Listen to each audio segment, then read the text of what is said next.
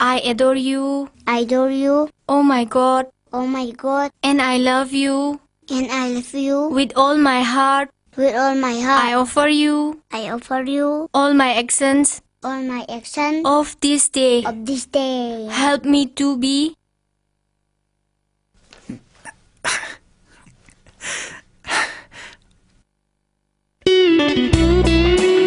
Kaino?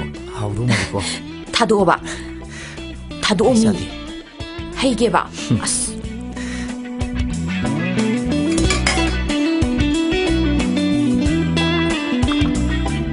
With all my heart. I offer you. I offer you. All my actions.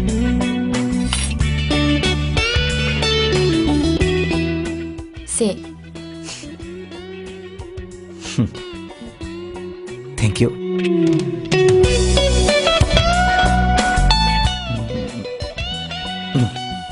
Nasa nupi duga ada mai sangjal sani. Yare. Chak tulusan. Bong, si by heart dog thoko. School chap pathengani. Loishalo. Chak cha thoro so. Sudi mara mokre. Hanta Govindagi gosta dane. Krishna sahanduini. Eh, I think aside the gay, let it go right winning ye. Krishna Saliboria. Hey Krishna, chak chak law yatra. Nang matam se kai yoi khang yatra. Tho mo king siga. Isuse. Krishna sahaningdana du haibani. Nang ne yaningdrabasu kaisu kaidita. Oh, Larito at the swear and have one in Herse. Tamosa. Larik pa balora paduda imana sumhaise bane. Aduda kyam kairage. Yarse to Yarse.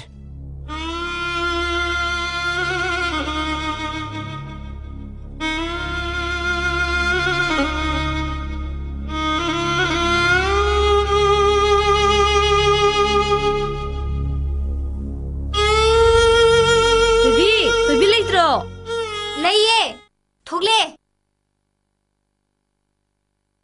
Eh, kay lera. Hima, namu kay Doramino. Angang laita amani.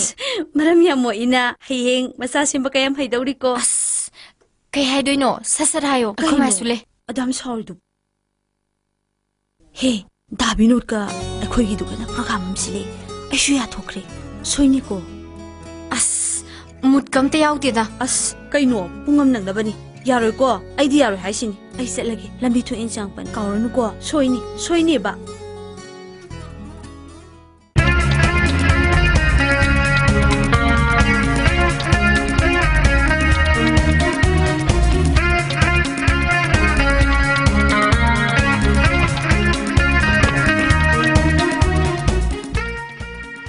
Asi already may thokpa. Hingin na ba tarabanina? Kaino plan ka di tawba tare dana. Sino farene maro? Chasira. Noidi. Ako'y damagtadi kemto habirurano. Lengo, noy lengo.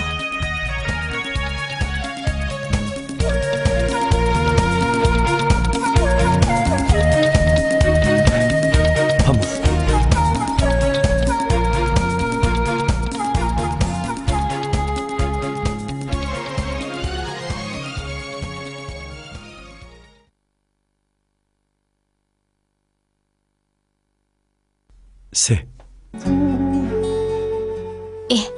Kudopni. Yam phase kanagino. Nangine. Angang tuition tawbagi pisingdo. Aduna sama. Kaido wishay ba? Ibe manadi nanagi damakta dama tawbiray dudi. Ikay raw. Aidi halak na ba pibu sunatana. Aidi dabinot se. Ay magni khali. Se. Se.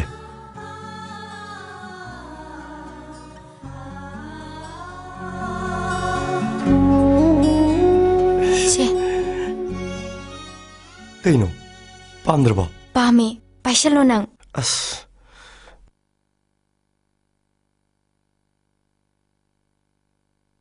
Kudo pibu se. Thungna di hai ne. asuk yamna wana nungsinaraga thungnadradi kaidawdeba तानिंगदी कना हाइनो se paisalo hayeng no yumda laaga sigeba कइनो थइबे अस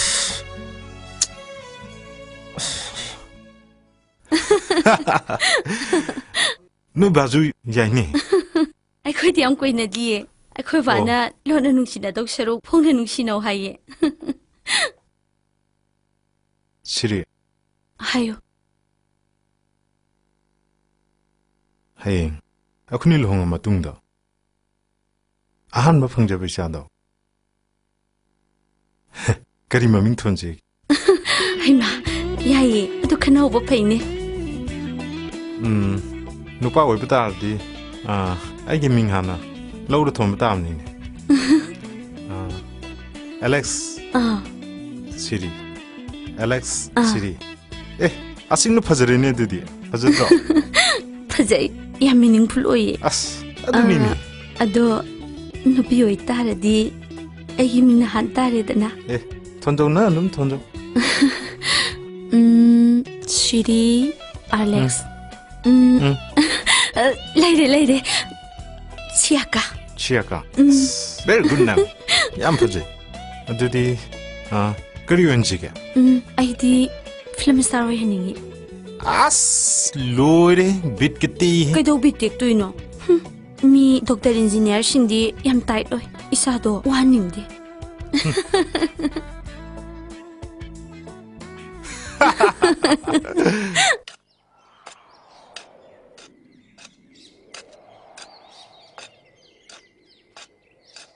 자 레이레 뭐이 봐 그래.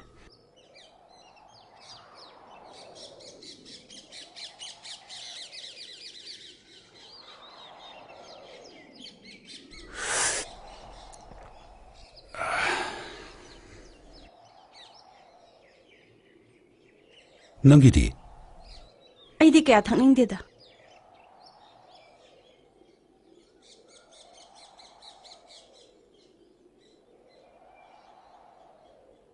왜? 이말 라이니. 해마.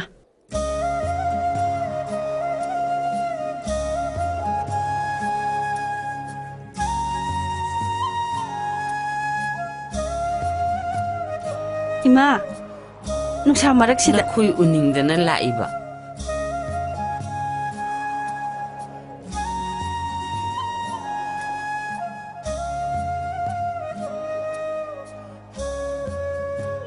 나 뭐라?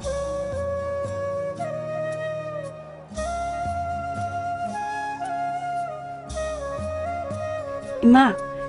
자 로루게. 로루 탁시.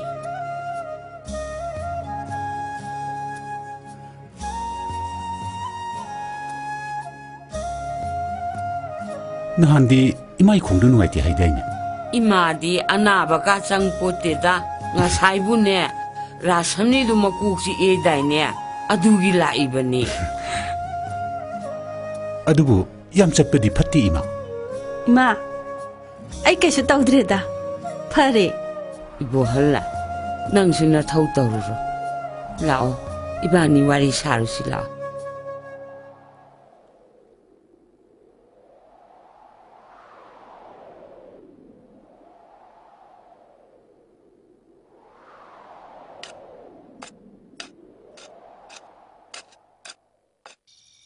matam ase kayada hongaban nungsida matam ado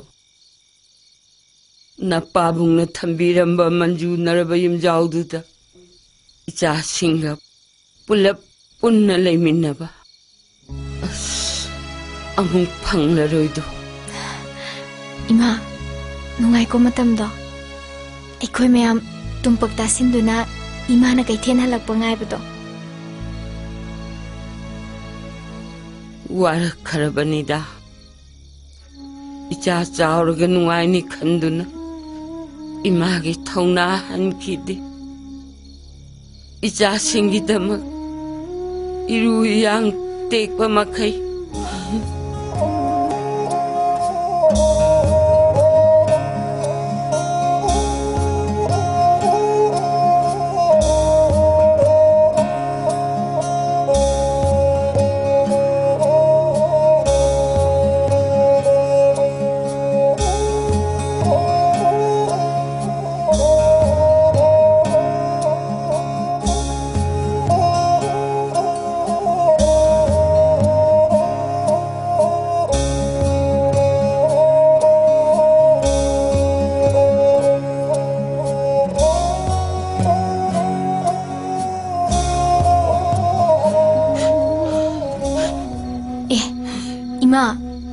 ꯀꯞꯄꯕꯣ? ꯀꯞꯇꯦ. 이마 껍데. ngасꯤ디 나봉기싱세. 마틱 잘바 미오야 마맘 로이나 오이크리. 인코 레이드나 홍똑나크리. 난 따모자우나 윰 아마다. 난 따모야이나 아마다. 아이코이 아니나. 난 따모자가. 이마, 마시 타이방기 ꯆꯠꯅꯕꯤꯅꯤ. 나빠봉 능안 날래키다번. 난 따모자우시 얌나 와자락바니. पाखंग हो जरबसु मखुत बोरा खाउ पायदन चिंगवान बचलक पनि अदुबु ngасidi माने इसो सोथ मनाउ सिंगना मधु खंगदिन है इमा तो सिसे तमुसा ताखिनी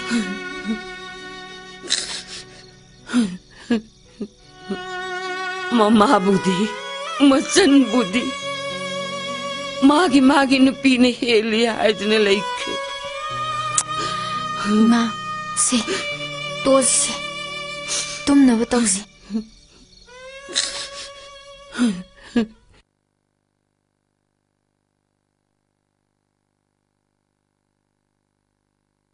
तमया इंजांग थिलेने इनमदी तू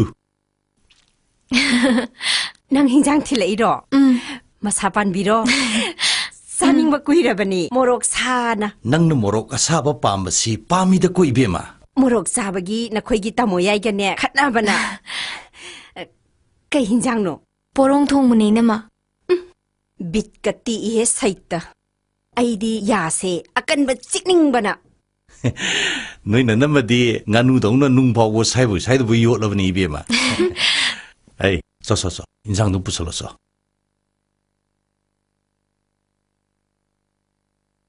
तामोया चलगे दुदी. 졌어.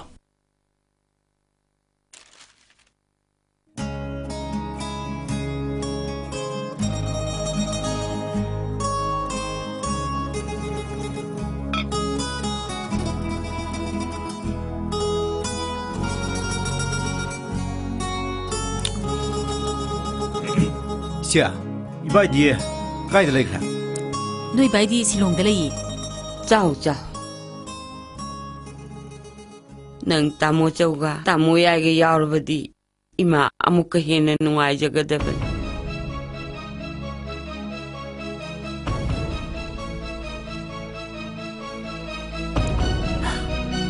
horodong ne khoi magi चा ngakang sabasida इनमा इमा से प्रेम पोका पोनी होइदा इमाना पामजबई वानी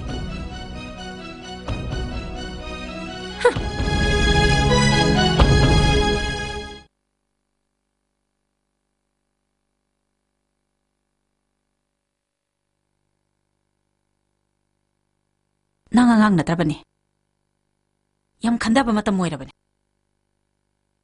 nate nangki khangnaba leirasu phai नत्रगा नताइगी ममानबा कोकथोंग अमसु लै इचे ऐसु खल्लिबनी फोल दी ताता दे ऐना चक्रगा इमाना कमदा होबा इमागी दी लोइसल्लाबा लंबेनी नंगी न चटपा होगदोरिबनी नंगना मफम चाना लेहोबदो इमासु पामीबनीने खन्नौ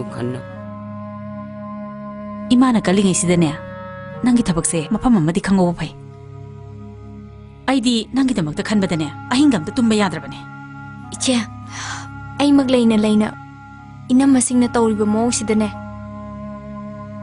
आई इमाबु थादोक्तुना चटपा ngongदौ मानथे अदुबु नंगी खोंफमदी सेमौदबा यारिब्रो नंगैना फरदी इमागिदी अखोइनी लेरिसिदी फरे आई चटनबा तौरगे मा आई चलुगिएको चलो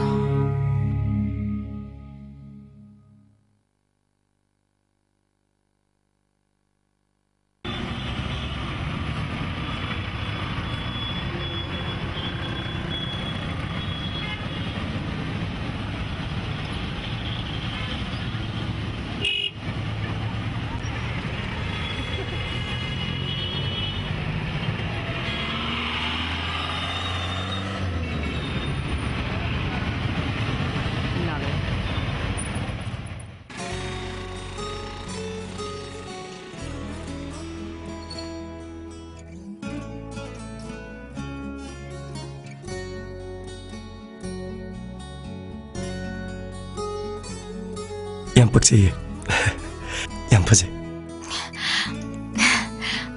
ai sham pamse college ki program ni na mayam traditional dress se haina ba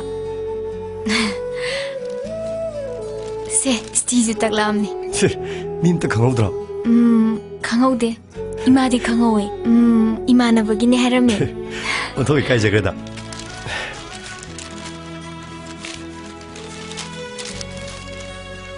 ado thubi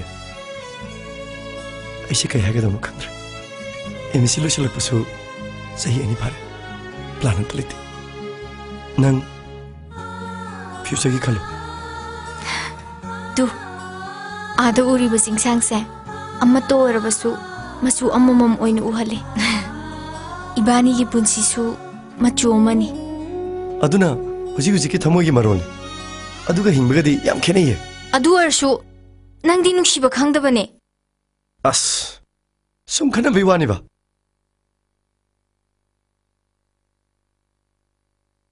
nang deba ko unaba khudingi adu haidu nata di laita bro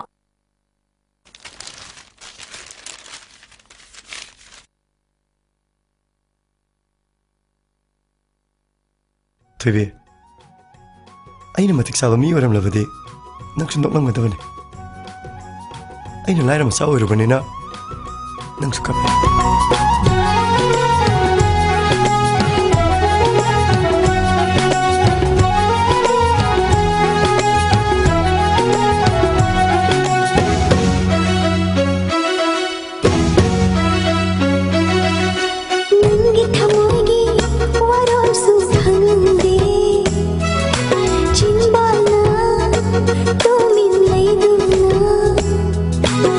Shumanina, Shumbabu.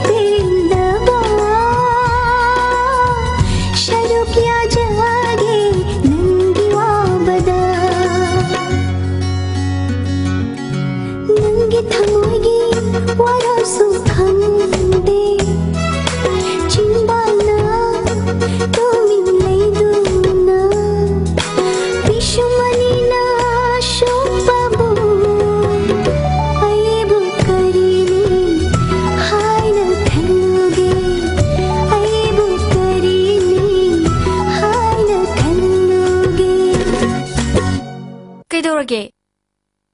कैसे तौदे चसे लाओ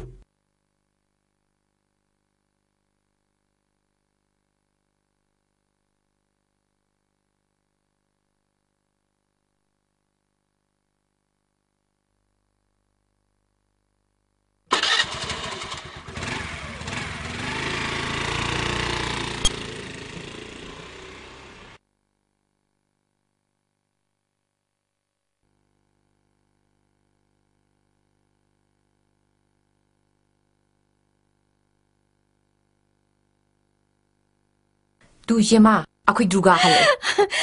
Leisabi, kumusanga siro. Angang mana bani mana se sari se.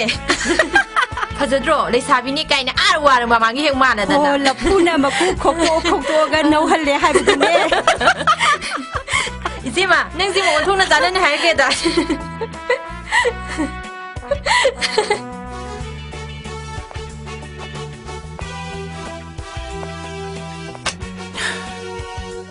그대로야. 박사노 화이팅.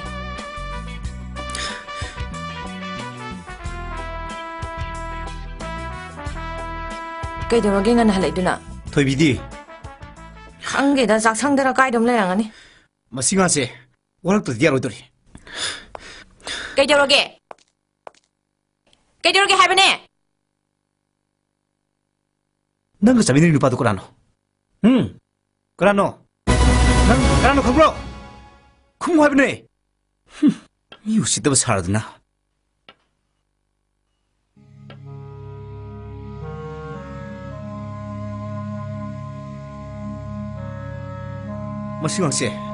머시왕씨 미야 못시대. 미나 해봐 로디에. 넌그 자민이 미식도 아이니야디. 강브라 아이니야디 강브라. Kanano ne? Aiga, kule samta ta tabinara pone. Ai khoi de yam junior ni. Family yam na ta jado mi ni. Oi. Nang na mong jakra ba. Ai di nang gi thabap de roi dam ni. Khambra.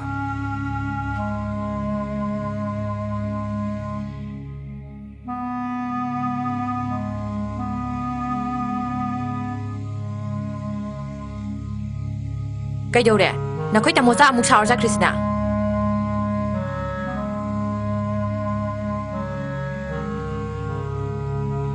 Nó tay ra đập mà phàm orang khang đập mi đâu cái đâu khang này nó nong bo. Hoi da, à khơi vào số lâu bị cái đó số nát chỉ bu.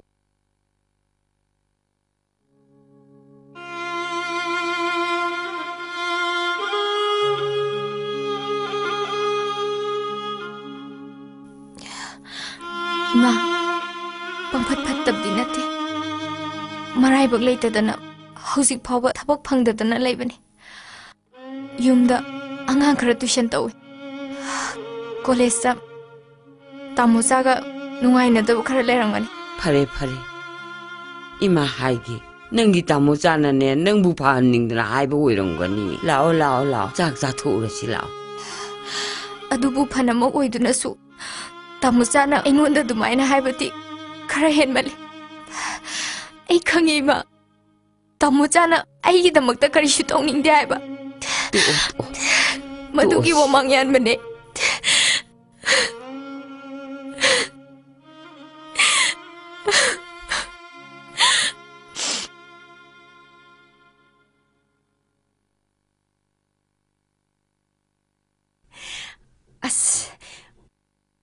와, 로마, CPC 야 파지. 낭 인드리보.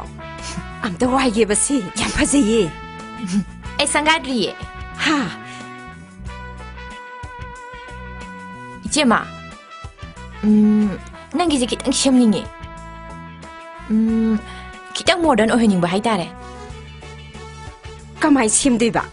셈세바. ꯁꯝꯒꯁꯦ ꯀꯔꯂꯤ ꯇꯧꯗꯅ 마이게도 페셜 ꯇꯧꯊꯣꯛꯑꯕ ꯑꯁ ꯊꯤ ꯐꯖꯅꯤꯕꯣ 하, पैसा 상가다기. ꯆꯥꯇ꯭ꯔꯦꯠ ꯆꯅꯤꯄꯥꯟꯃꯨꯛꯇꯤ ꯆꯪꯅꯤꯌꯦ ꯑꯗꯨꯗꯤ ꯅꯇꯩꯅ ꯑꯉꯥꯡꯒꯤ ꯐꯤ ꯊꯤꯅꯕ ꯄꯩꯁꯥ ꯈꯔ ꯁꯤꯟꯅꯔꯝꯃꯤ ꯑꯗꯨꯅ ꯇꯧꯊꯣꯛꯑꯁꯤꯔꯥ ꯆꯦꯃ ꯇꯧꯒꯦ ꯍꯥꯏꯔꯗꯤ ꯑꯩ ꯌꯨꯝꯗ ꯍꯦꯛꯇ ꯀꯧꯒꯦ ꯑꯩꯗꯤ ꯌꯨꯝꯗ ꯀꯧꯔꯒ ꯀꯦꯕ ꯉꯥꯛꯇꯅꯤ ꯐꯥꯒꯤ ꯅꯠꯇꯦꯀꯣ ꯇꯧꯊꯣꯛꯑꯁꯤꯀꯣ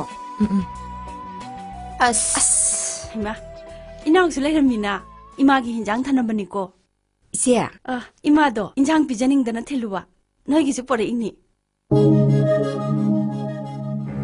kay hinjang no isema 우띠니다 as 이마 비자닝다나 as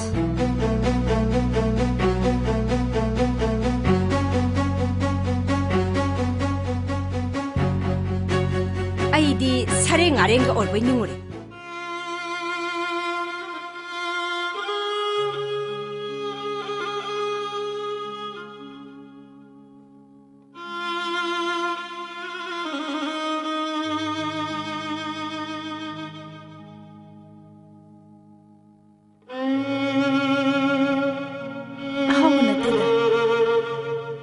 야래 이세마 담비라모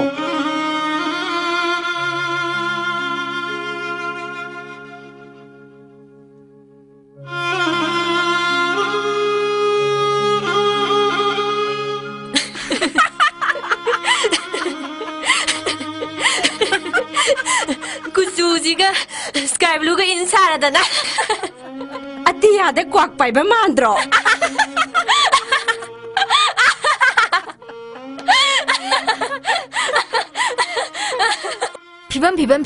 비범내 야드드네 이바니까 이날 수도 미야드리보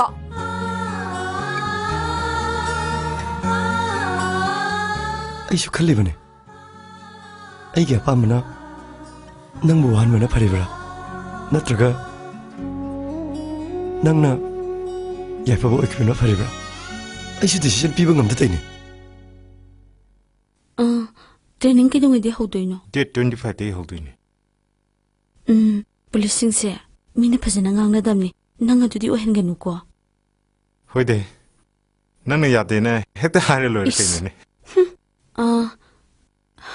ꯑꯩꯗꯤ ꯇꯟꯕꯨ ꯇꯜꯂꯦꯗ ꯀꯩꯒꯤ ꯄꯨꯂꯤꯁ ꯄꯥꯝꯗꯕꯩ ꯋꯥꯔꯣ ꯑꯁ ꯑꯗꯨꯏ ꯋꯥ ꯅꯠꯇꯦꯕ ꯅꯪꯅ ꯍꯌꯦꯡꯅꯦ ꯄꯨꯂꯤꯁ ꯃꯆꯥ ꯑꯃ ꯑꯣꯏꯔꯃꯦꯅꯅꯦ ꯑꯗꯩꯗꯤ ꯅꯩꯗꯨ ꯊꯛꯁꯤꯜꯂꯛꯑꯅꯤ ꯑꯗꯨꯒ ꯅꯣꯡꯃꯩ ꯃꯆꯥ ꯑꯗꯨꯝ ꯄꯥꯏꯔꯒ ꯑꯩꯉꯣꯟꯗ ꯇꯧꯗꯧ ꯙꯞꯇꯣ ꯑꯁ ꯃꯊꯥ ꯁꯥꯏꯗ ꯅꯣꯡꯃꯩ ꯃꯔꯨꯗꯣ ꯑꯆꯠꯄꯅꯤꯅ ꯌꯥꯝ ꯇꯜꯂꯦꯕ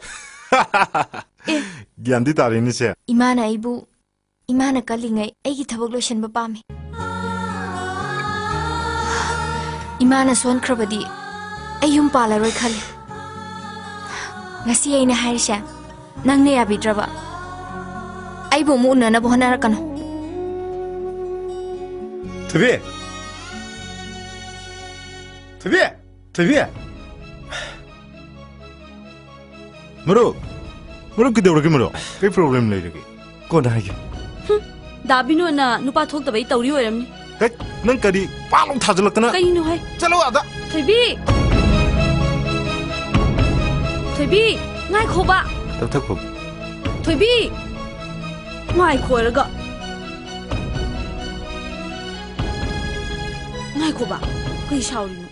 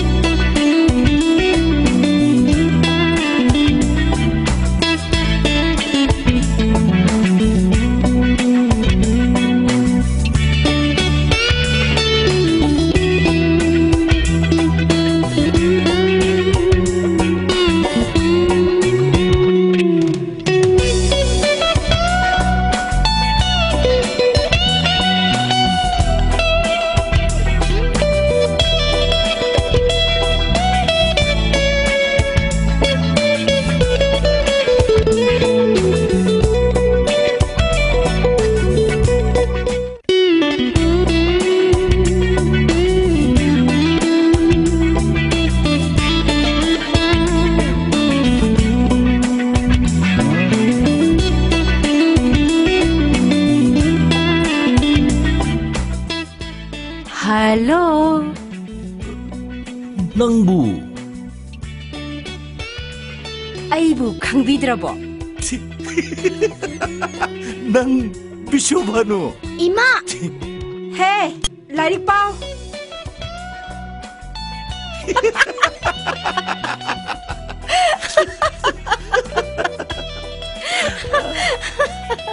아이시부 파자드러보.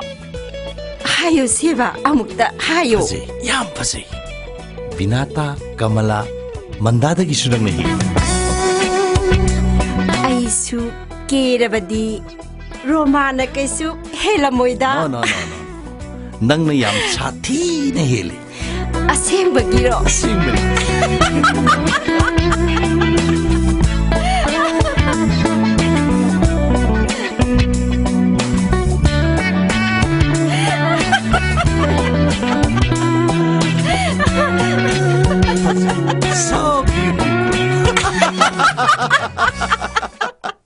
다비노나 낭몽 떠오르닝이 하버니 엉뚱나 토.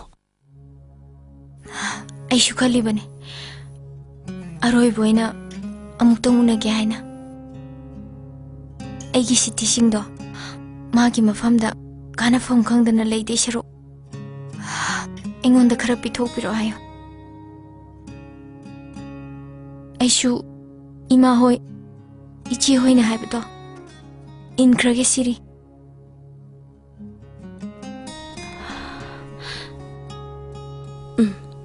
ꯑꯩ ꯇꯝꯒꯦ ꯑꯔꯣꯏꯕ ꯑꯣꯏꯅ ꯑꯃꯨꯛꯇꯪꯗꯤ ꯎꯅꯊꯣꯛ ꯀꯩꯅꯣꯝꯗꯤ ꯂꯦꯞꯊꯣꯛꯅꯣ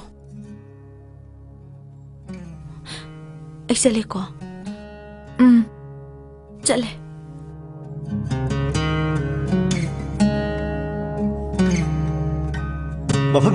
ꯃꯐꯝꯁꯤꯗꯅꯦ ꯑꯩꯅ ꯅꯪꯕꯨ ꯏꯍꯥꯟ ꯍꯥꯟꯅ ꯅꯨꯡꯁꯤ ꯐꯣꯡꯗꯣꯛꯈꯤꯕꯗꯣ ꯅꯪ ꯀꯥꯏꯅꯕ ꯌꯥꯝ ꯄꯥꯝꯕ ꯅꯠꯇ꯭ꯔꯣ ꯌꯥꯏ ꯀꯩꯁꯨ ꯀꯥꯏꯗꯦ ꯃꯐꯝꯁꯤꯗ ꯅꯨꯡꯁꯤꯕꯒꯤ ꯁꯩꯌꯣꯛ ꯑꯣꯏꯈꯤꯕꯅꯦ ꯀꯥꯏꯅꯕꯒꯤꯁꯨ ꯄꯣꯠ ꯑꯣꯏꯒꯅꯤ ꯁꯦ ꯑꯩ ꯆꯤꯊꯤꯗꯤ ꯀꯗꯥꯏ ꯀꯩꯅꯣ ꯇꯧꯏꯗꯨꯕꯣ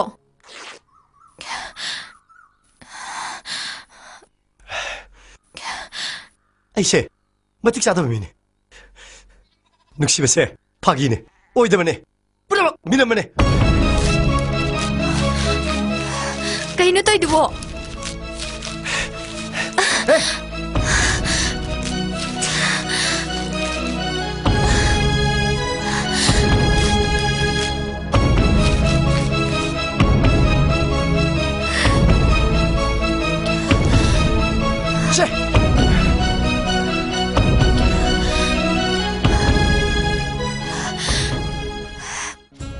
치티샤 이바니기 타모이니 ngasi디 thamoise macet macet tarabane che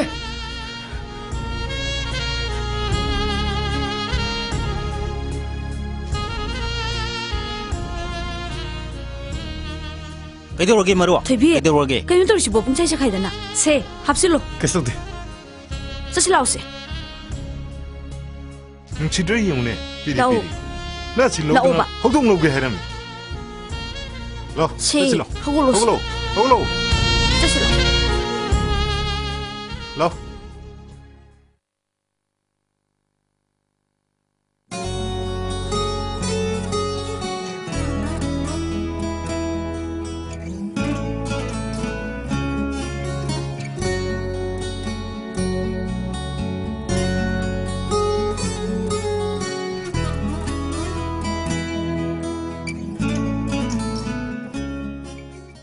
ꯑꯗꯨꯝꯅꯤ ꯍꯜꯂꯛꯇ꯭ꯔꯦꯗꯅ ꯍꯥ ꯅꯨꯄꯤ ꯃꯆꯥꯗꯣ ꯍꯜꯂꯛꯇ꯭ꯔꯦꯕ ꯑꯩꯅ ꯉꯍꯥꯟ ꯍꯥꯏꯗ꯭ꯔꯣ ꯑꯗꯣ ꯑꯩꯅ ꯉꯍꯥꯟ ꯍꯥꯏꯗ꯭ꯔꯣ ꯁꯨꯃꯥꯏꯅ ꯇꯧꯔꯛꯄꯅꯦꯅ ꯑꯩꯅ ꯉꯍꯥꯟ ꯍꯥꯏꯗꯨꯅꯦꯕ ꯀꯩꯒꯨꯝꯕꯅꯦ ꯑꯩꯅ ꯄꯥꯝꯗꯕ ꯅꯨꯄꯥꯗꯨ ꯃꯥ ꯆꯦꯜꯂꯝꯃꯕ ꯑꯩ ꯃꯥꯏ ꯀꯔꯝꯇ ꯌꯥꯎꯔꯣꯏ ꯍꯥꯏꯁꯤꯅꯤꯀꯣ ꯑꯩ ꯀꯔꯤꯝꯇ ꯌꯥꯎꯔꯣꯏ ꯍꯥꯏꯁꯤꯅꯤ ꯑꯃꯨꯛꯇ ꯄꯨꯁꯟꯈꯣ ꯂꯥꯛꯑꯣ ꯃꯤꯁꯨ ꯑꯉꯥꯡ ꯅꯠꯇꯕꯁꯤꯗ ꯂꯥꯛꯑꯣ ꯑꯗꯨ ꯍꯥꯏꯁꯤꯅꯤꯀꯣ ꯂꯥꯛꯑꯣꯕ ꯂꯥꯛꯑꯣ ꯃꯤ ꯑꯩ ꯌꯥꯎꯔꯣꯏ ꯍꯥꯏꯁꯤꯅꯤꯀꯣ ꯃꯤꯁꯨ ꯑꯉꯥꯡ ꯅꯠꯇꯤꯌꯦ ꯌꯥꯎꯔꯣꯏ ꯍꯥꯏꯁꯤꯅꯤꯀꯣ ꯂꯥꯛꯑꯣꯕ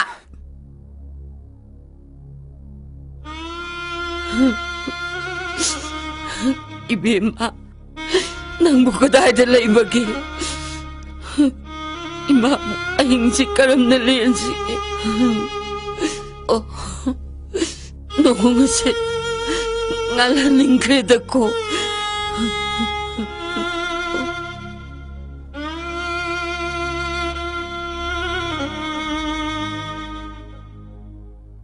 Karino, noine tumina lairibasibo. Nasal luhongbasibo kamdaugi haribano.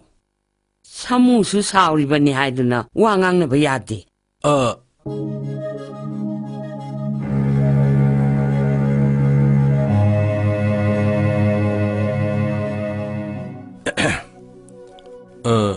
이마, 마시 똑도 야디에브 레이티다.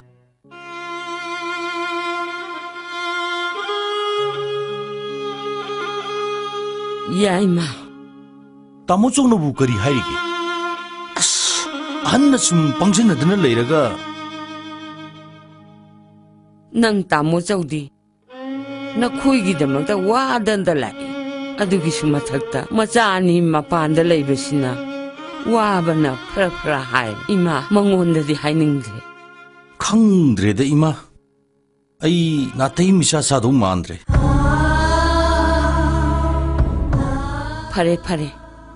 Na koi loine lai tho abako. Nangsu tolop jari si phane ma kuire ne. Kaino imana takpiri dubo. Ai khoi gi dine. Isa se kangkhul dagi likhalak pa dangari. Itai gi na macha semi ba. Kaino imana ngangbiri dubo. Nati aigi tolop ki paisa ga imana thiglei si karigino. Aine tongan hek sakhibadagi nongmate imana kari lagi na hangbirabo. Yinchi bira raiba. Kari khangdi wani.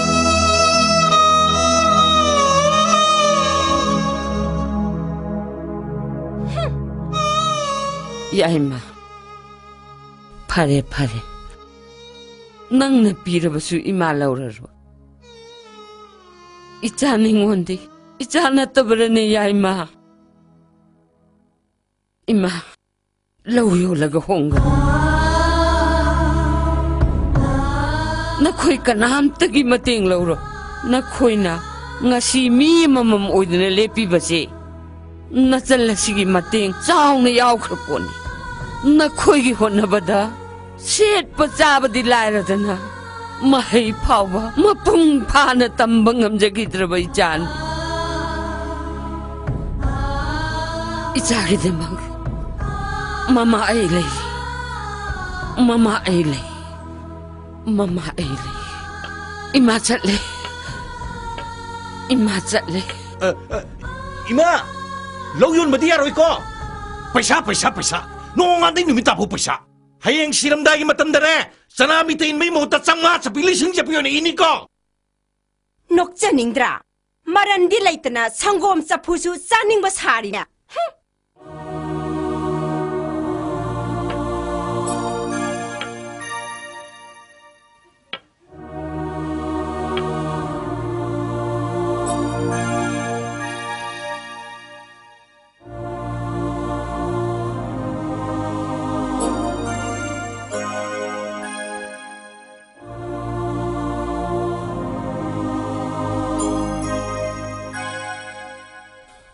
Kedorge ima.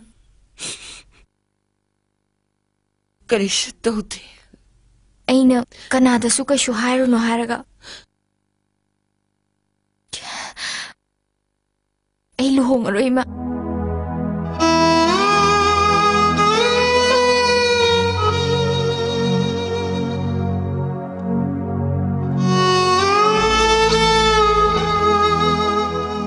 Moy moy gi tawham thokpabu. Ima na bikyani baga chapman. Ima. Lauyon gi. Ayam ikay sa ima. Ayam ikay sa ima.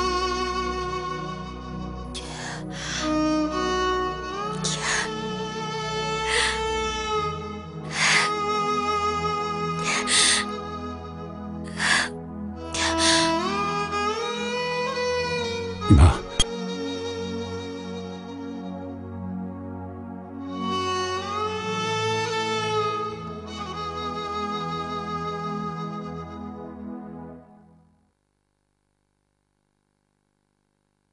끄도록이 이마.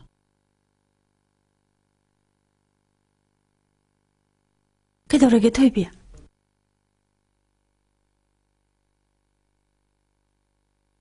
이보헐, 이마. 이마 라우연게. 나 잘라세.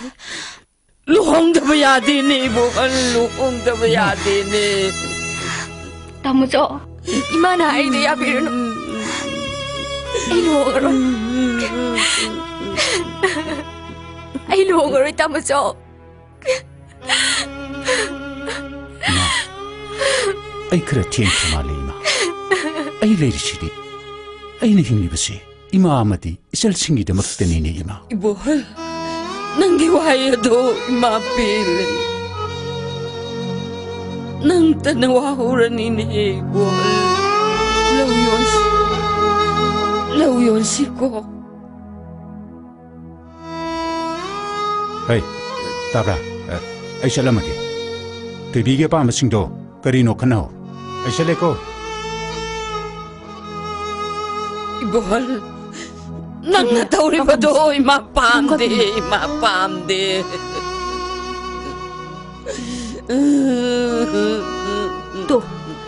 또 시니. 깎아놓으세.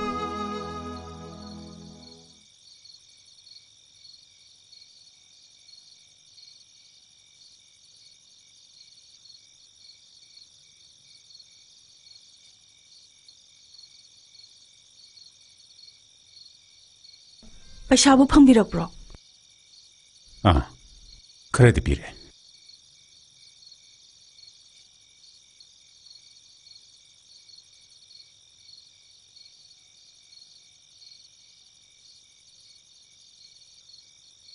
नंगी सनादो कायरसी. आई थुना मुक साबिगी. साबिद्रसु याइदा. निंगोल हाइबसिदिने लुहोंगबा नुमित्ता लोइरबनी. मपुनि नुंसिहनबा यादिको.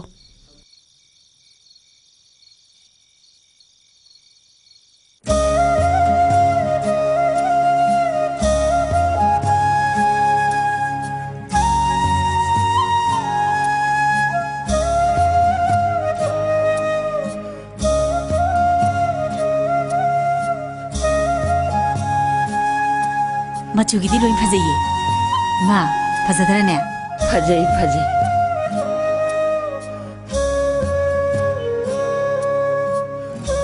पामद्रबो नंबो पामीनमा थोबिया सिदा लाउने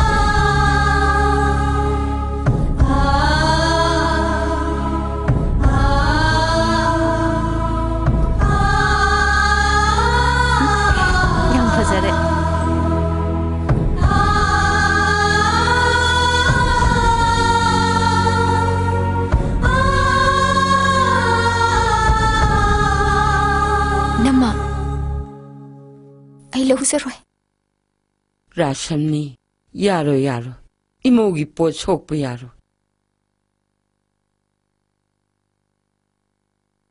से अयुंगदांग सिनबनी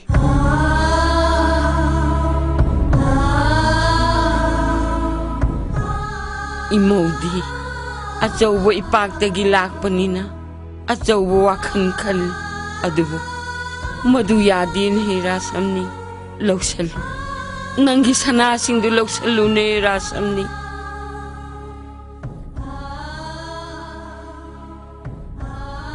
मा अइना पीरिसे सनादु नते नमोगी थमोइदुनी सनानबु कदौदोइनो असेंबा नुंसीबना मांख्रबदा इनमा एबु करी हाइदुइनो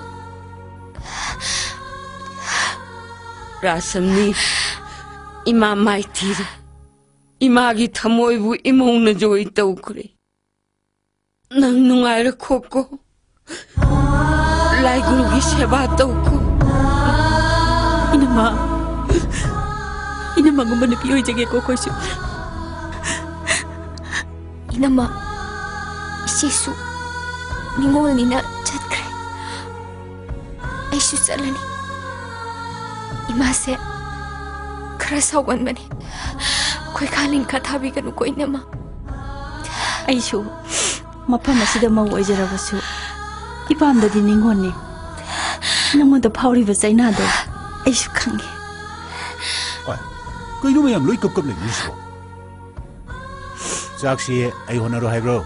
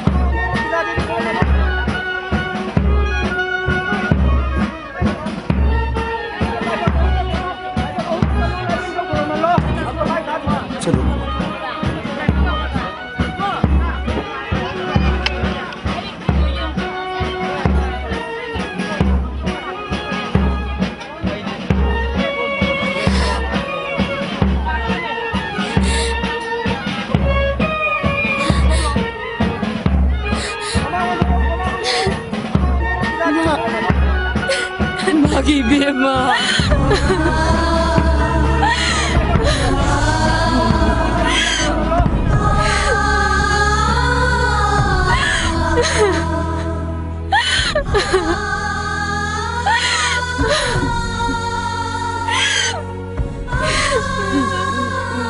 Ai khôi đi car nè thì sát lùi hay xin đi. Ai đi hay cái tuồng ngồi hay xin. Magi Bema. 또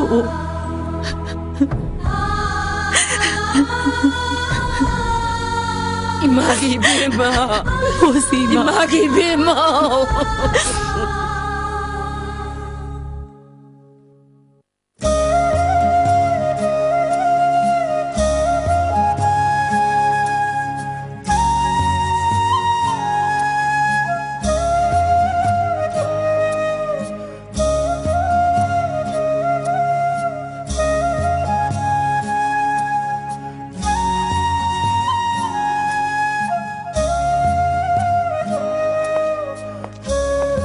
Samu, Ma, ngasijibu sutiro.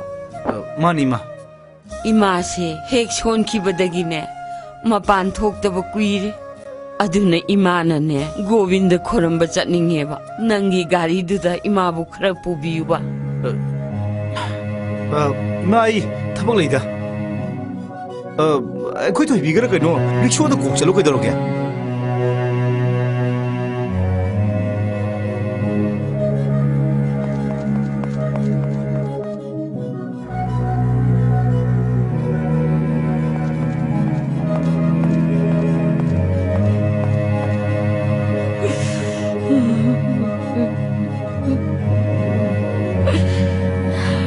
Ma, iya sase.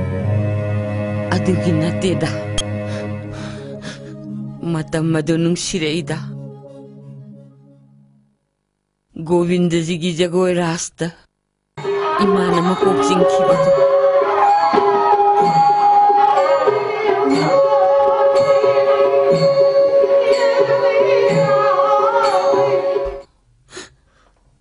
Amuk pangaroidako.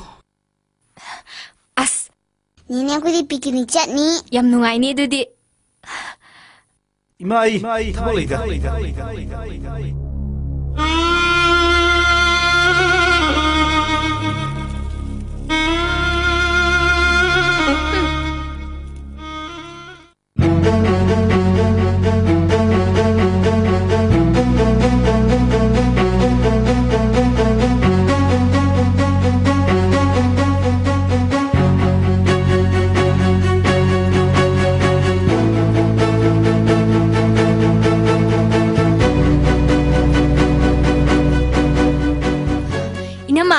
Sibu imay sak natro. Mani kay dorage. Pungsam samnari sidi. Ado nang nathoro.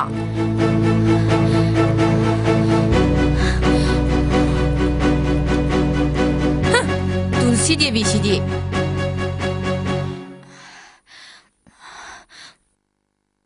Ima, chak cha thok na batawrse.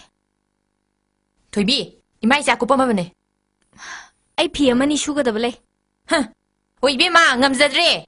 Namado. Makhong na hami ba. Jabane na angang ga chap hek mane. Saw nu su ya de. Bizadraga bizaning da hek da tai. Ai khoina ga hanna yeng na thamai mong tawrano. Ai nei namada kai hai khrage. Sumna maktabu hai ba. Ai khoise phajaba mi dei leiti hai bani da. Oh, yam hona bibaduna warmane. Ima ki phamungda phata haudi pakpa phiron mayam am le hori base. Ha hayo, madudi ne. Ningo yungai bi nyoi la suon ge na thammi. Yama. Hey, kai na taunari dubu noina. Ha. Mi mamang sida kai no ba noi launari dubu.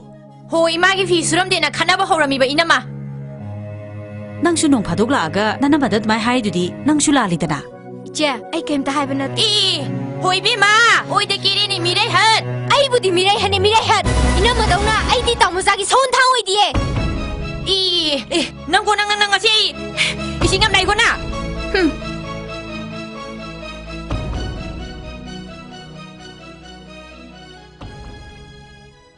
Phare se to se. Ningon ga mau gai de ne. Ata ba mina ngang na kini. Ikai ze yi. Sia. Hai ma, nang su lai bo ye. Oi sia. Inama la ingai di ma ze. Macha amamgi yumda. Tha ahum mari thammaga. Seba tongna se haina khara haudu piramo. Roma. Mau ithanda dunga. Chumi. Nang na mago tumbi oiru banina. Ima ga punna leimina bagi wane. Aikhoi su ima leiba mafamda changba haibase hongna sani. Adubu nang na nuai trabanina mayam punna khana batare dana. Samua.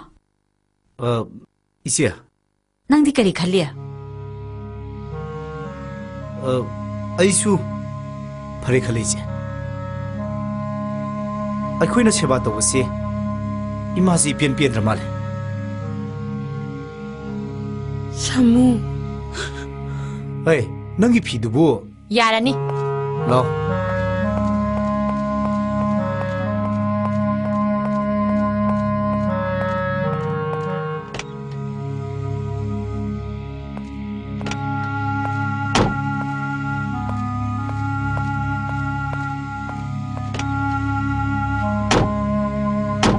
Iche, inama na ngangi basingse.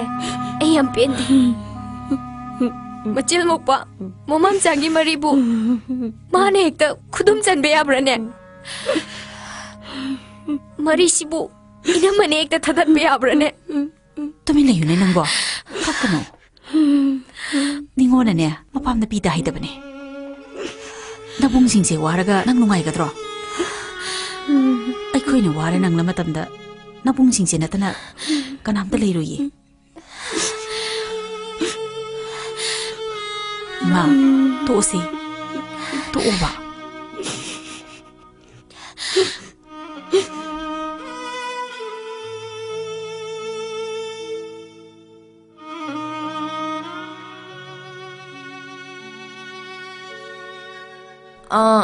Tabiribo, somda kainomta.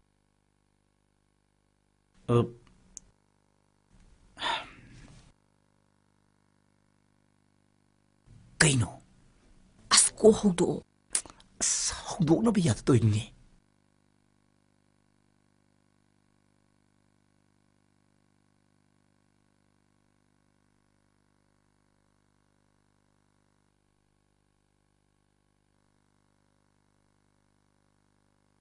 Samuga romagan tawriba pijabi thakse. Akhoi kanamta ngamoroi dongne. Aduna ne tamoya.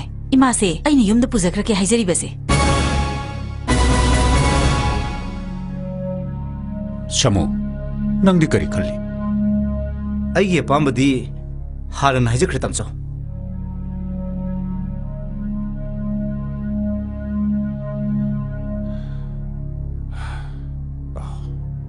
ꯐꯔꯦ ꯑꯗꯨꯗꯤ ꯉꯁꯤꯗꯒꯤ ꯏꯃꯥꯁꯦ ꯑꯩꯒꯤ ꯌꯨꯝꯗ ꯄꯨꯔꯒꯦ ꯇꯥꯃꯣꯆꯧ ꯑꯝꯇ ꯈꯟꯊꯕꯤꯈꯣꯗ ꯌꯥꯏꯃ ꯅꯌꯥꯝꯕ ꯂꯥꯏꯔꯩꯅꯤꯍꯦ ꯑꯗꯨꯕꯨ 이마하고도 마북 탄나 삐져본 감근이네 야이마.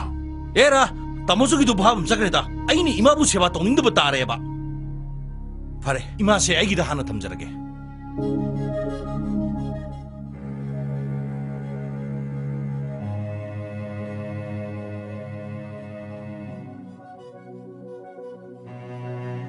야이마.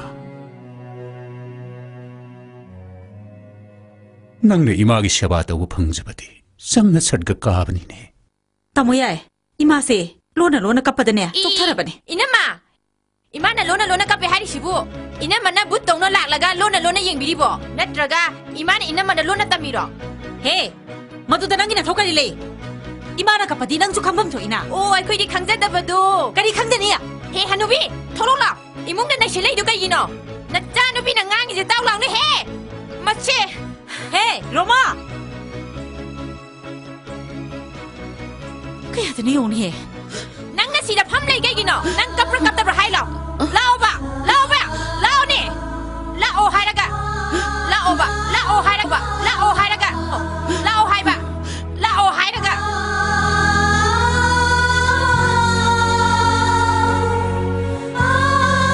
na nang kapra na tin na khomo ba ma he ma kre he to hai kapra di ma kai nun he nang si bo hey la chang si lo hey chang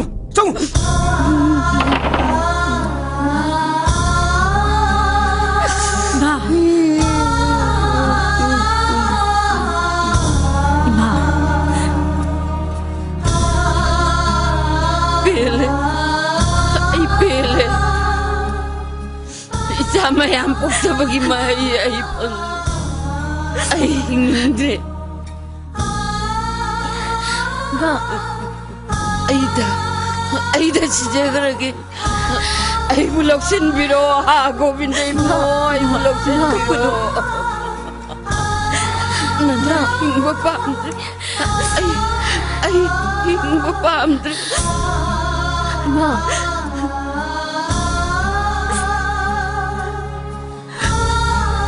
ai uwi shukari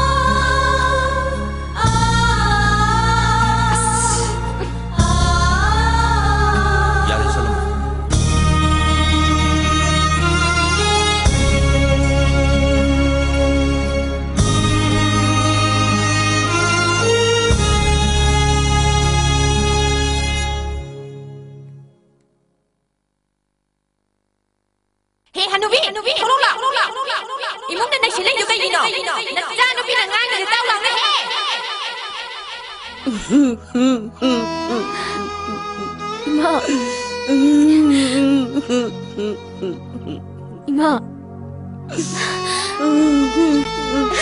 Tolong.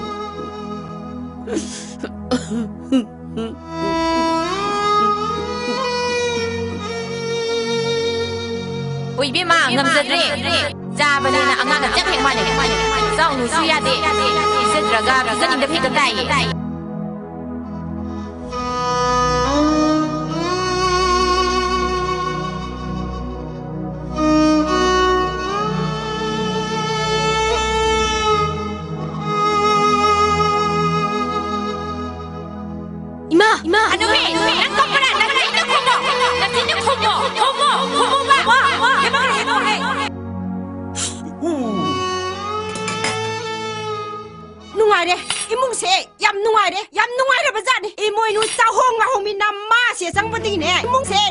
Kayo nang ngangido po, imatani. Oh, tani nga gata sanu. 마나 분시들 그냥 구이는 분시네게. 시로이 시로이 가수 시로이고 나마세 좀 민우카 오이드나 레이도리 보내. 이게 아도 후직 다 아니디 하고 그래더나 따모 정도 많이 부서기도 올래야지 봐. 까리 이놈이 뭐 씹어. 호이 붕어 마야만 닝바람기 마나우누바 럭스만. 다르마 아바타르가 사라드나 나마세 니람 옥루라가 까나나 와게. 마야만 닝바 럭스만 오이는 혼나비로네 마얌세. 능 그때 힘을 머니 능 그래도 힘을 머니 능 야래 이마 싹 비자로 그러게. 타와 야우크라 보니? 허이 나이고 능기지도 이런 뭔가 악더니네. 나띠 상공검들 들어보는 거. 레이트레 상공가 아마 떨었어. 문낭도 이용게 도게 아이고 나랑 나 한달 레그리도디. 세 꺾다 너네 비자루로. 까리 이놈이 뭐 씹어. 헤이 비싸.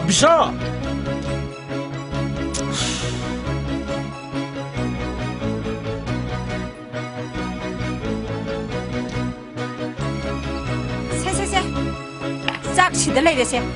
뚜 싸로.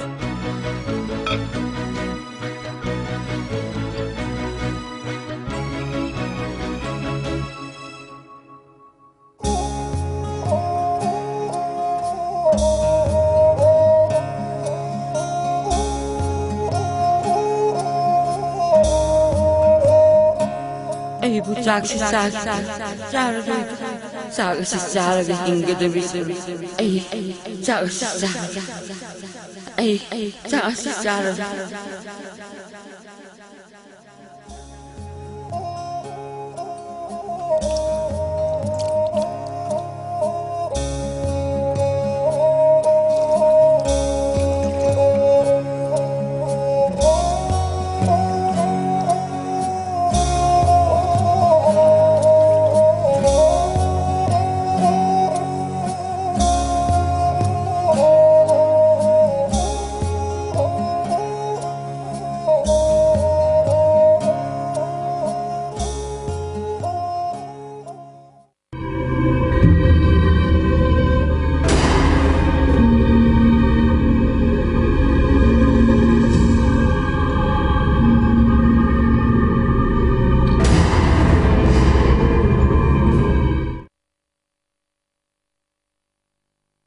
나라디 꼭 paudo 하려고 야들어.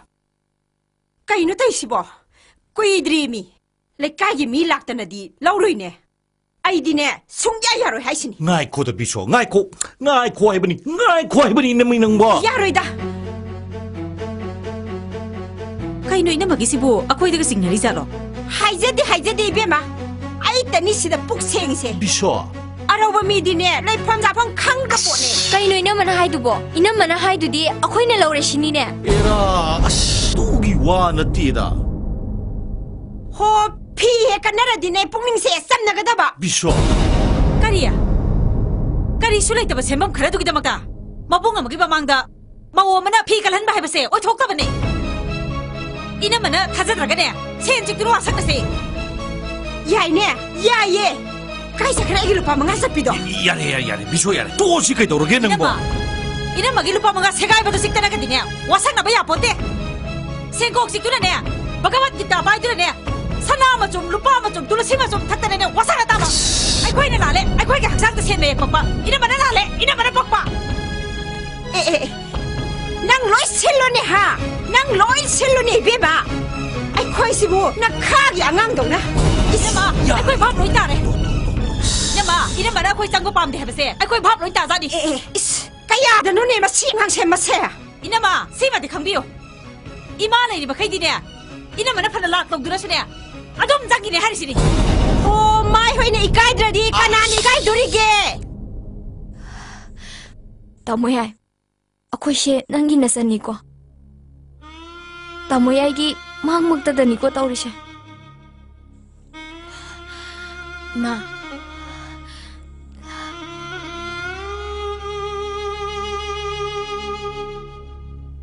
나는 마이포 망버두다 떠오리지.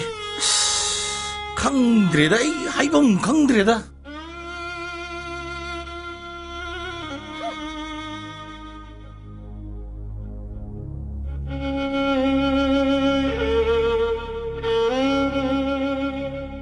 이마, 낭춘이야. 론 톡답이야 먹음 좀 레이로. Ganga Thoibi चलो नखोई नचिन ननाव अमुक हन्न लान Imangi खौरी चरम से फुंगल नखोई वारक वातेम्बगी थौनादो इमाद लेत्रे वही अमा हायरुबदा इमा करी ओइनी खंगब्रा चलो चलो नखोई मागी नाक लानु नखोई मागी नाक लानु चलो चलो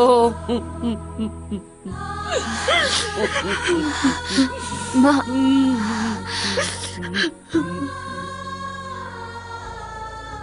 नते नंगबु ngarang kadai chatluge mi kadai chatluge ba ननाव नुपागा पार्टी में चलुबनेबा खरे हेंजलुदना हौजि फावबा कोकसे हाइरुम दुरुम तौरी kaino nang haisibu nang su haibro अस नुपी नुपा राय मानरबसिदा chumini इजेमा पैसा क्या नो मांगिसे man bro कइनो kadai degi paisa no da bahiri biga druga ga do masak to yengning da ba Aima, ijema na yam hai jani ne ai ngone singbagi ai ne kaino ma kungbu ya ba jani ne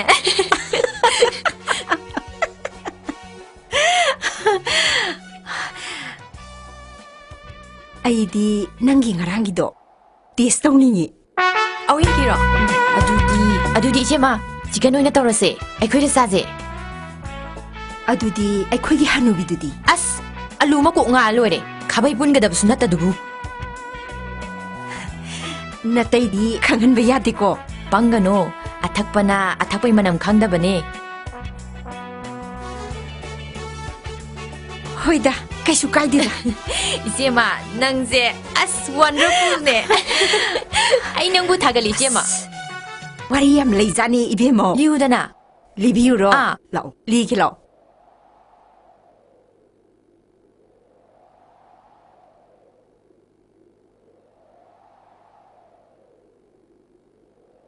samuga aiga su wari ma lai ha akhoi tamoga liune nauringai sidi ai gi do yam pizendingi dana nong ma aina samu kaino ade saruk to noi tamu ya gi nemi kaino tima chaluk pu number thabra noi tamu ya gi saluk nemi ma sa so tum yadra hani khumbi noi tamu ya gi saluk nemi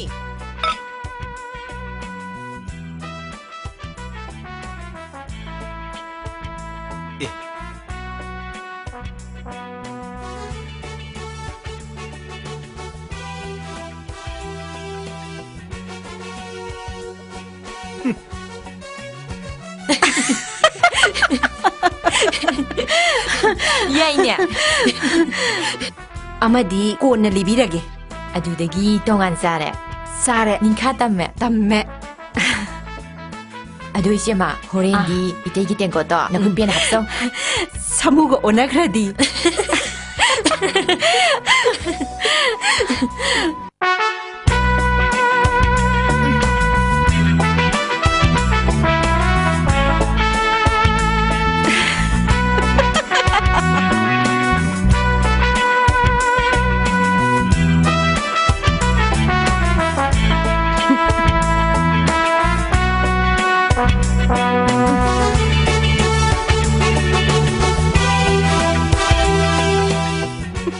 nungaire likdi dudi losin khraba natro ise mana nungai ba duni ai ni yengning ije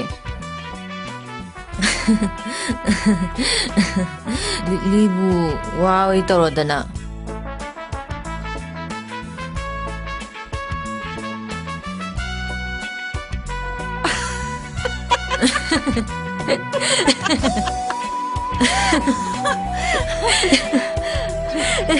Hey, jagoi sanindro.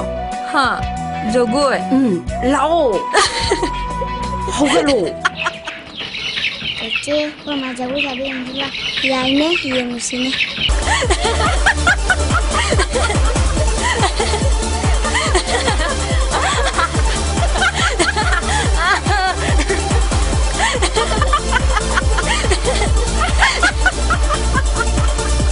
야 이마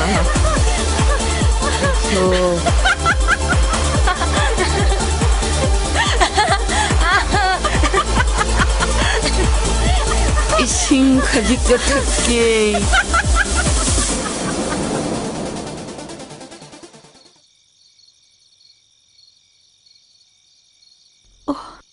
Kaya cikla ba hing. Ima, nang mutum litra. Kaptu na na kauri charam do pulam lagadra. Ising marik maphaw ba thakpa phanglam laroidra ne ima. Ipam lamdam da hori ba mai jaw ase. Amuk tang di muthat piramuga ba ima. Nate. Ima di pangal chole. Masa mayam yok pada wazara bi ima ne.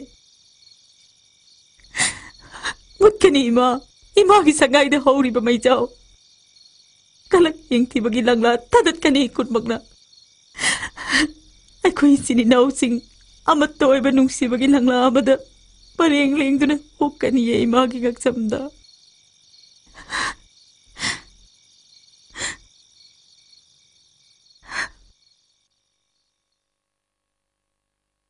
Ma. Ganado. Ma, ay ni. Ma. Rashmanira. Ma.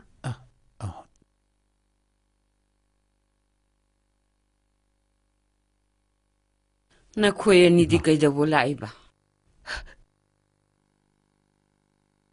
Ay gisasing di. Mama ay ginakta siyang kidaba matang kuike.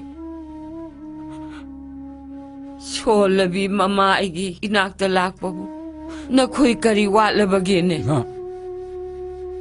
Nga si di ima. Kay sulay treni.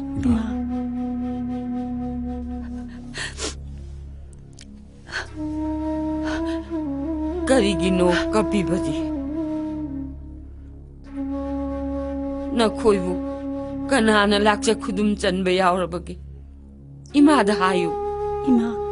Nga si. So labi nama ay siya. Isa singi damak te hingli na he asa uba. Nasawa kari hayri sige. Nasidagidi. Nasagi damok salasima. Ha. Imabu. Nangi damong chat patarama. Chat ka ni. Ay, chat ka ni. Isa sing na tamba mapamda. Ima haraw na lay gani.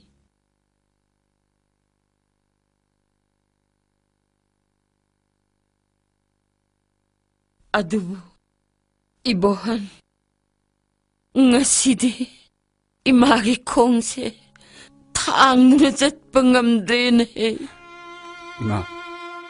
Ima kari waruni, nasalay sidi ima, nasagi nanggan sida konbi, ima bu podo na puzaki ima.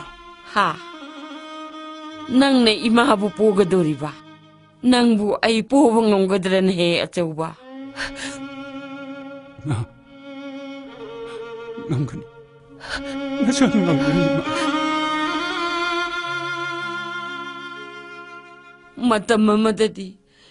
Nakoy mayam se imagi nangganda sawar kibani. Nga sidi imabu nang namuk po bataraba. Lao. Imakon ge lao. Lao. Imakon ge. Nahong su hapo. Ay, tarbra. Hapo.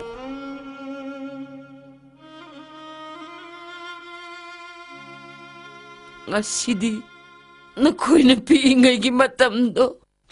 Imana ning singa ini. At ba? Imana niya, ang musara ba? Nang na, imamusara ba ko?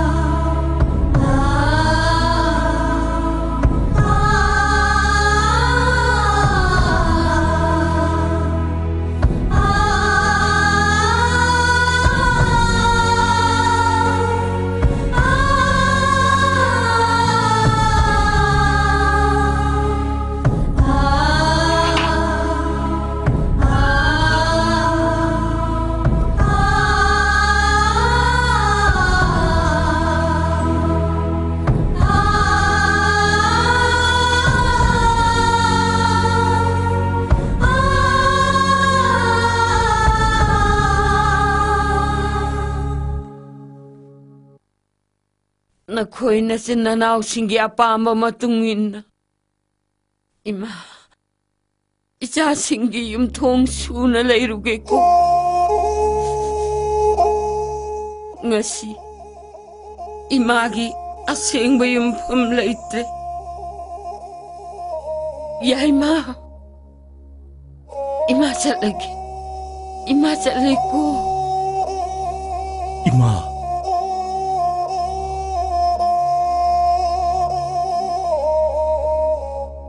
Nungayri, ayam na nungayri. Itapok siya bagi maiyali. Itapok siya bagi maiyali.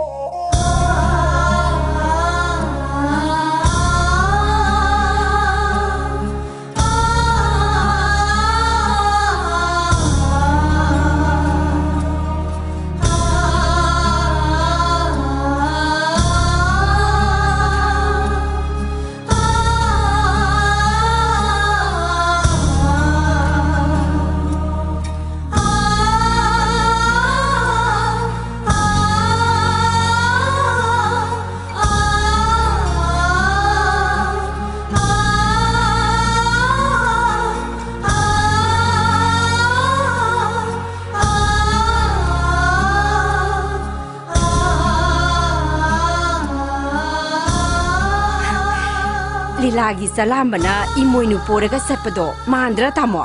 Bishopano. Maliko.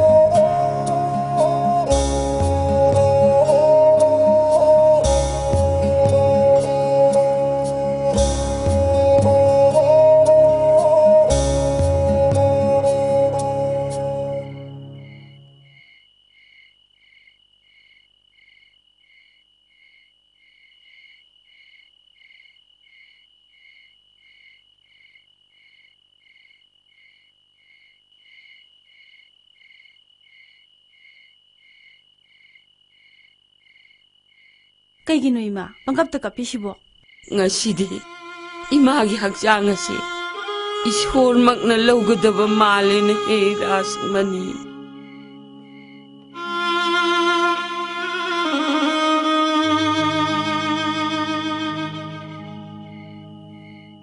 Illo, imaw na inbajagan Asing ba pijon. Laibag da candang. Asing ba lup. Punamak asigi matakta. Imaugi sing laba kut aduna inbado. Ima jagi ko rasamni.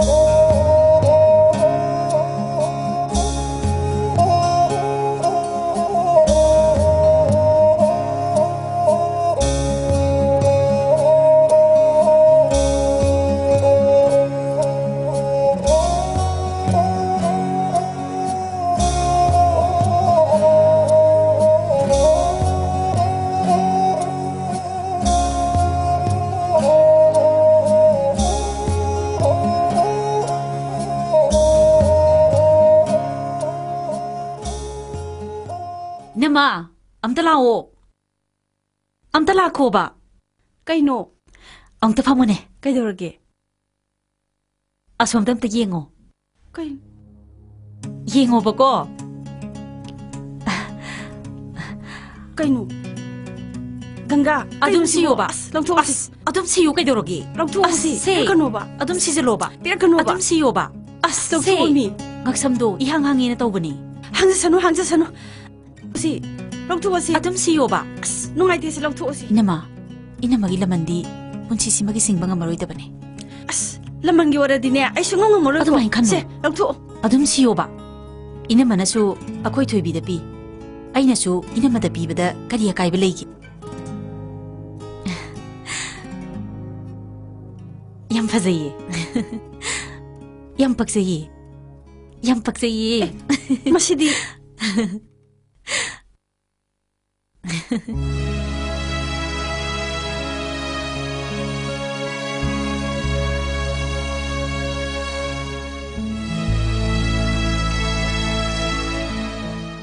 Ima, kaino turi dibo?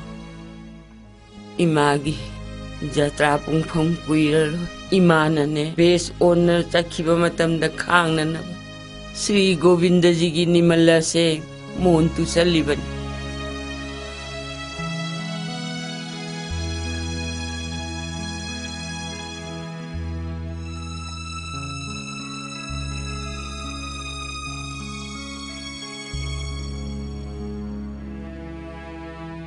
Yengu Ganga Mula sidi yitum da lengi balang la asina semning ba mawong da semi adubu na koi na sinanaw singdi taishan na ba yada na machuy lahan gi bingun kong bagong kong na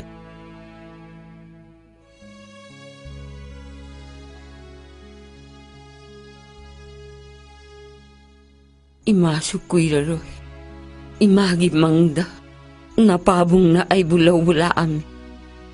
Kaino ima, ano may habi dito po?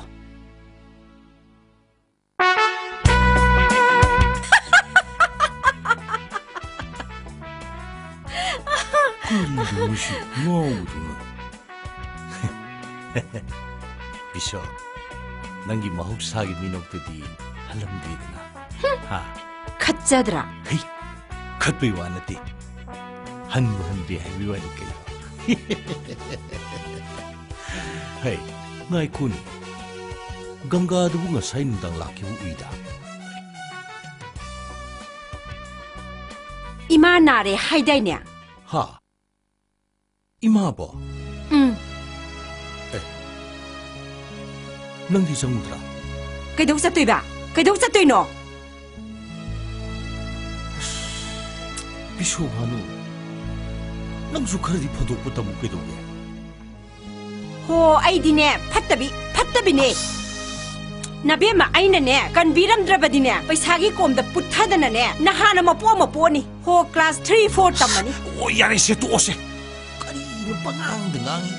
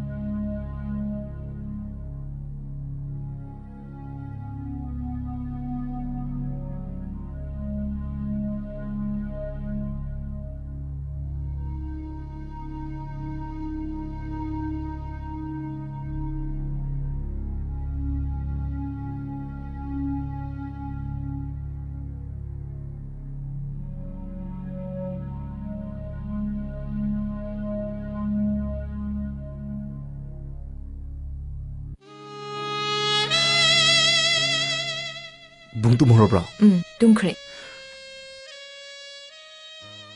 thase phasdra phazai kaino aikoigi tangsoi musi ilang tok toina ima do masangam de na ne na khoi gi na chi na chan sing du ga le hau dai ne 이마 마사 ngamdeba. 이마도 꾸이래. 아이는 웃기다봐. 하, 아이 또 마짱해고.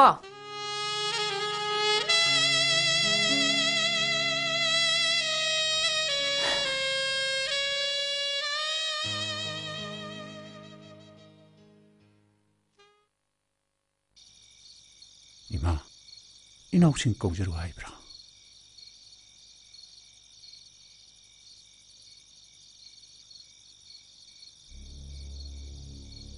거울로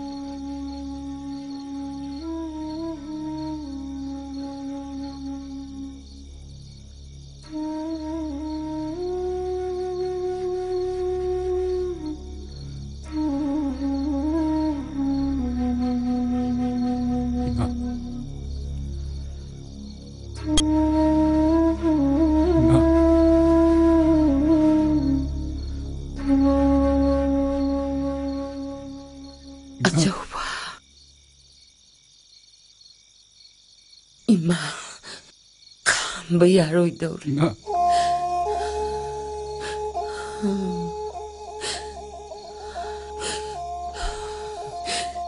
브라ह्मण अमा Kourou इमा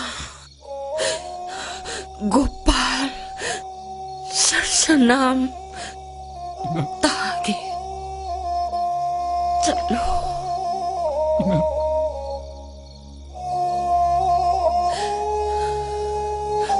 पैसा पैसा पैसा नोंगा दिन हुता हुता hang सिरमदागी मतंदरे सनामी देवी मोता चंगा चा पुलिस इंजेक्शन इनिको मचा अमंगी युमदा था अहुम अहुम मरी मरी थम्मगा सेवा तौनसे हाइने खरा हौदोपिरमो याम नुंगाइरे बजा इबोइनु चाहोम अहुम नम्मा से जासदिने से नुंगाइरे कई नुंग मांगी ओ तानी दासना ओम गणेशाय नमः कैलास शिखरे रम्ये गौरी पृषति शंकरम ब्रह्मांड क्लीनास्त संग सृष्टि संहार कारकम त्वमेव पूजासि लोके ब्रह्मा विष्णु शिवादिविं इतं पतिजी देवैषः कैसे स्तोत्र महेश्वरम अर्षाजमिदमख्यान्तं जायति मम संक्रह तत्प्राणे स महाप्राणे च संशय सिद्धि श्री महादेव कैलासी वेदनासी पार्वती रहस्यति रहस्यच्युति ब्राह्मणी शिरोवान महादेवी पूर्णस्मिं प्रविशसि गोपनीयं गोपनीयं गोपनीयं प्रयत्नेन ततो लोका महापुरा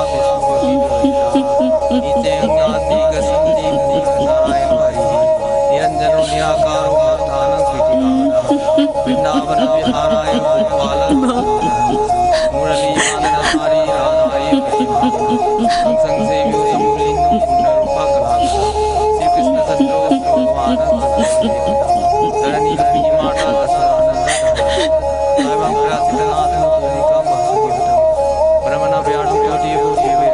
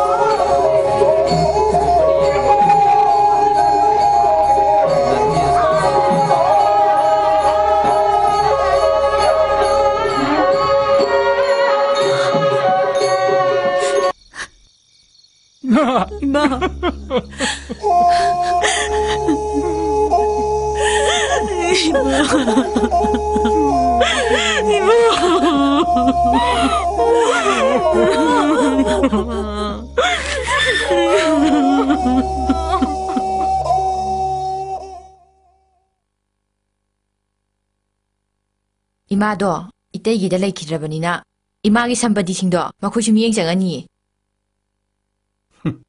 ꯑꯗꯨ ꯑꯣꯏꯔꯗꯤ ꯁꯤꯃꯤꯟꯅꯔꯦꯗꯅ 이제 산말 마코이 로이 라우그레드나 아이디 마코이기 마탁다네 라만 쿵거니 하이스니 레몬 쿰바 쿰범투에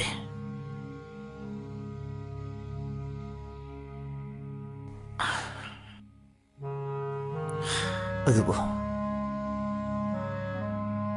이마디 자크레 로마 이마디 자크레 까르마 레이디 까르마다 예까니 하이스니 아이디 예까네 아이 슈엔네 예까네 मखोनी यारिंग तो बाइशे आई मखोई की मायक तो शोएद ले पुने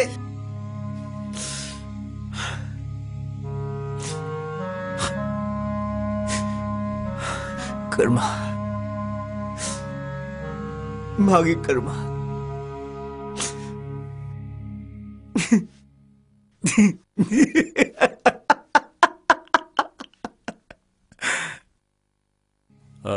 사무가 이게네 간바 야바 카나루러버니 나마도 아파바 미디 나티 세이라수네 마루니 유이 하이브드니 프로퍼티 시 예나바 따라브디 비쇼 타모쇼 야우다브니네 야우다레드나 사무 마탄다비 토크라시 하이리로 사두기 와 나테다 कर्म기 세나가 마타 사바네 아이 갸람 따드레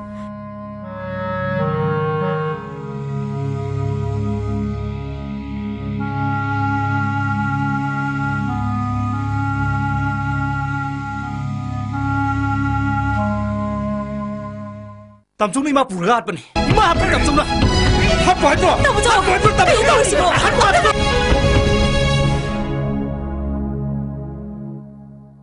어떡할 거면다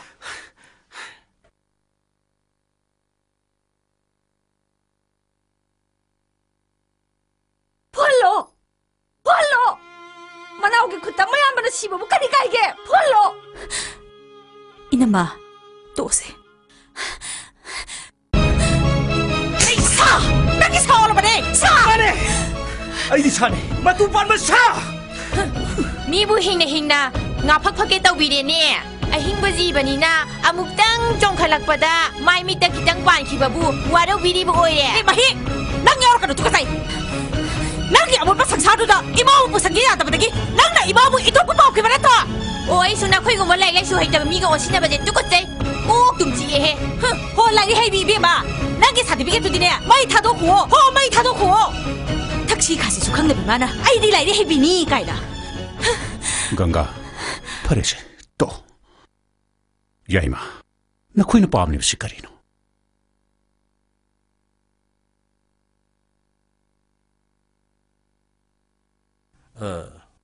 तासो सामुगी इबानी इशागी धर्मदा इमागी दम करिगुम खर करप पामे अदुना इमागी कर्मसे सामु इबानी तोंगाना पांगथोकजरगे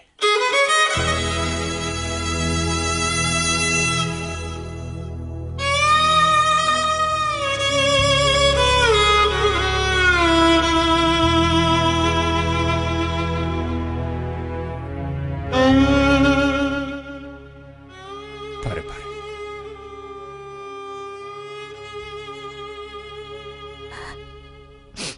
tamoyai imagi khuyada lei kat babu dharma gi mingda kat prane dharma karino haibadi ai di khangde imagi apambado adu tokse haijabane kanana meite kanana hindu kanana muslim christian chaning basasar ai khoi mioi bagi kanglup ne nachan haijabadi tamoyai imagi sidadi अखोई इचिना पुन्ना पांगथोकमिनसे गंगा अखोई धर्म कर्म सोनबा हाइबसे अखोई अरेपनी धर्म तिनद्र मीना खुसु चानद्रे वाखलसु मानद्रे सिदा येनिंगाय लेतब्रा इंखलिदा सिया तमसोंना अखोई मा थमदा चंगिबा सेलदो हिसाब ओने थागलो आई cell one Singe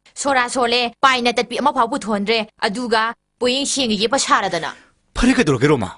To yare.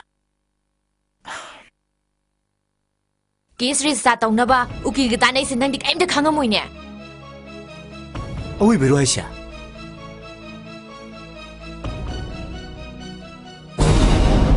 phamoi sema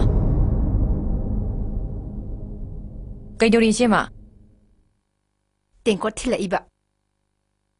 Se, nangi tengkot.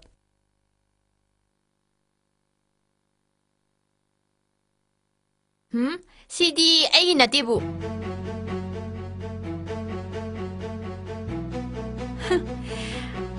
Aisu iman mana baduda khangudre. Nang khanzero lao. ichi magi wata sidi khare leiredi itei ga nanaw ga si masak khangdre kaina aingona tak law harakaduri ne He, nangi wangang do khare hemali ko nang.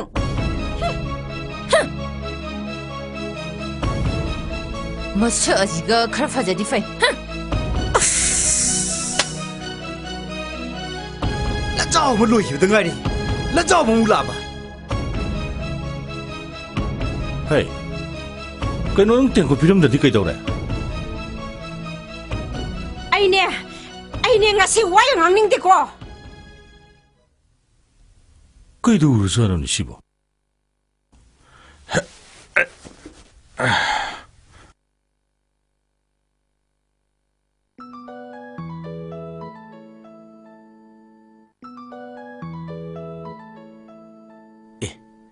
Tamu yari ni. Hello. Tamu yai. Samu, cái đâu nữa đấy? Nãy tới mình chỉ mà na phải ở đây làm sao đến hè?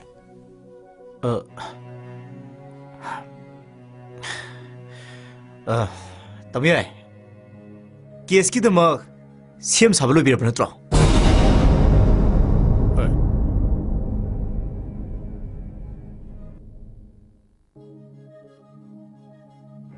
Imagi maranda khud thinjela pa punamak aina lang thengna gani. Adudi hayu Samu. Imagi masasi nang nathantani haiba praman pinan ba nang sakhi le rabo.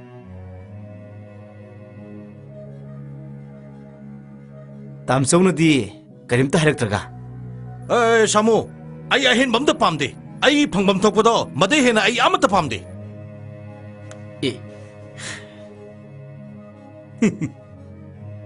Phun daga tawrai ne.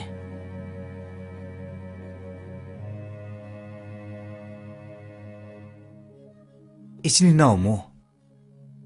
Korta lang thina batar ba.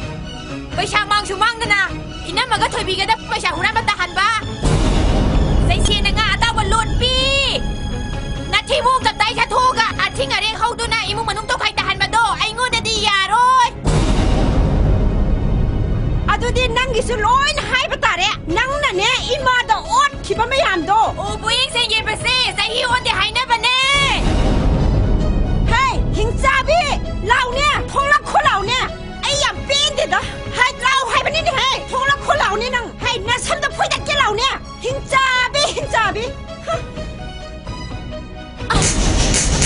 ꯆꯠꯂꯣ ꯉꯁꯤꯃꯛ ꯑꯩꯅ ꯅꯪ ꯅꯄꯥꯝꯗ ꯊꯤꯟꯒꯅꯤ ꯅꯪꯅ ꯇꯧꯕ ꯊꯕꯛ ꯈꯨꯗꯤꯡꯃꯛ ꯑꯩ ꯂꯣꯏ ꯈꯪꯉꯕꯅꯤ ꯆꯠꯂꯣ